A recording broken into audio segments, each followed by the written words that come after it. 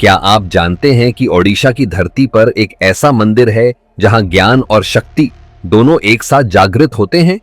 आज जानिए माता सरला मंदिर का वो रहस्य जिसे सदियों से छुपाया गया पूर्वी तट की दिशा में, जहां हवा समुद्र की नमी लेकर बहती है।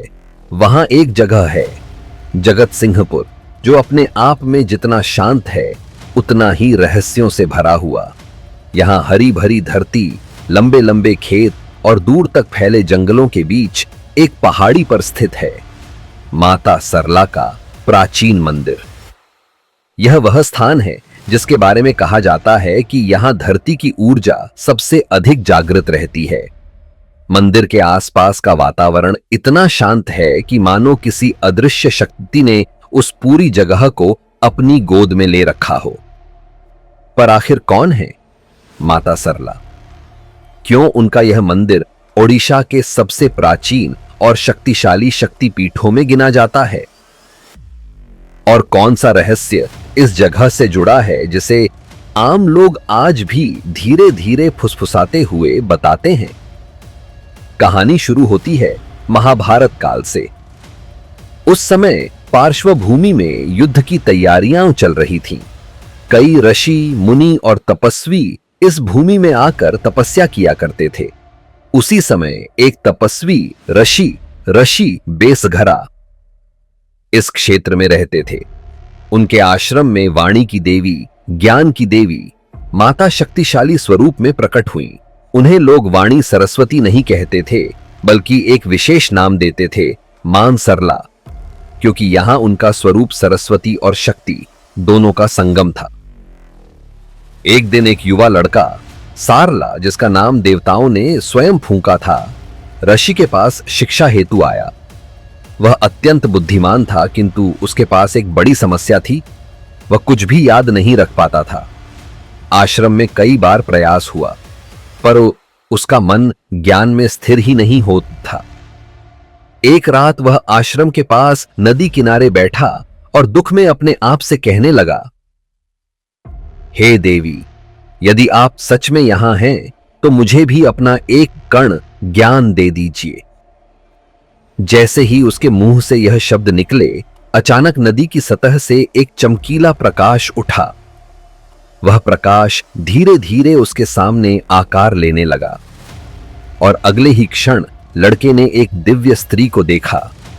त्रिशूलधारी, कमल पद्म पर विराजमान, तेजस्वी, शांत। वह थी माता सरला। उन्होंने लड़के के सिर पर हाथ रखा और कहा, ज्ञान केवल पढ़ने से नहीं, आत्मा के जागृत होने से मिलता है। आज से तुम सरला नहीं, सारला ज्ञान के वाहक बनोगे। यह कहकर देवी प्रकाश में विलीन हो गई। सुबह उठते ही लड़का आश्रम के सारे मंत्र, शास्त्र और वेद एक एक कर बोलने लगा। ऋषि बेसघरा समझ गए कि यह साधारण घटना नहीं, यह स्वयं मां सरला का वरदान है।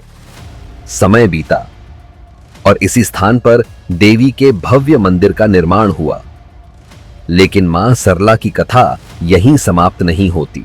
स्थानीय लोग बताते हैं, रात के समय जब चारों ओर सन्नाटा होता है, तभी पहाड़ी के आसपास एक हल्की सी घंटी की आवाज सुनाई देती है।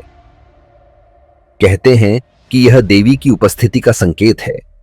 कई ग्रामीणों ने तो यह दावा भी किया है कि तूफान या बिजली गिरने से पहले मंदिर के ऊपर नीली आभा दिखती है, जो कुछ ही क्षणों बाद गायब हो जाती है। कहते हैं वह देवी का रक्षक स्वरूप है, जो अपने भक्तों को आने वाले अनिष्ट की सूचना देता है। एक पुरानी कथा भी प्रचलित है। कहते हैं कि एक बार एक राजा ने घमंड में आकर मंदिर की भूमि पर कब्जा करना चाहा। उसने मंदिर तोड़ने के लिए सैनिक भेजे, पर जैसे ही सैनिकों ने पहाड़ी पर कदम रखा, आकाश में अचानक काली आंधी उठी। बारिश होने लगी, बिजली चमकी और पहाड़ी का रास्ता ही टूट गया। सैनिक भयभीत होकर लौट आए। राजा समझ गया कि यह किसी साधारण शक्ति का स्थान नहीं, यह स्वयं माता सरला का निवास है। उसने तुरंत क्षमा मांगी और मंदिर के लिए और भूमि दान की। तब से यह स्थान राजाओं का भी संरक्षित स्थल बन गया। माता सरला का यह मंदिर केवल पूजा का स्थान नहीं, बल्कि उन सभी के लिए ज्ञान, शक्ति और संरक्षण की धुरी है जो सच्चे मन से देवी को पुकारते हैं। कहा जाता है, यहाँ की हवा में भी वाणी, विद्या और रक्षा का आशीर्वाद मिला हुआ है। कई विद्यार्थी परीक्षा से पहले यहाँ दीप जलाकर मां सरला को याद करते हैं और कई स्त्रियां अपने परिवार की सुरक्षा के लिए यहाँ मन्नत मांगने आती हैं। यह मंदिर आज भी उतना ही शक्तिशाली है जितना महाभारत काल में था। यहाँ देवी का स्वरूप सरस्वती के ज्ञान और शक्ति की सामर्थ्य दोनों को समाहित करता है। शायद यही कारण है कि जगत सिंहपुर का यह प्राचीन मंदिर सिर्फ आस्था नहीं, बल्कि ज्ञान, शक्ति और रहस्य का जीवंत केंद्र है। माना जाता है, जिसने एक बार भी माता सरला के दरबार में मन से प्रार्थना की हो, वह कभी खाली हाथ नहीं लौटता।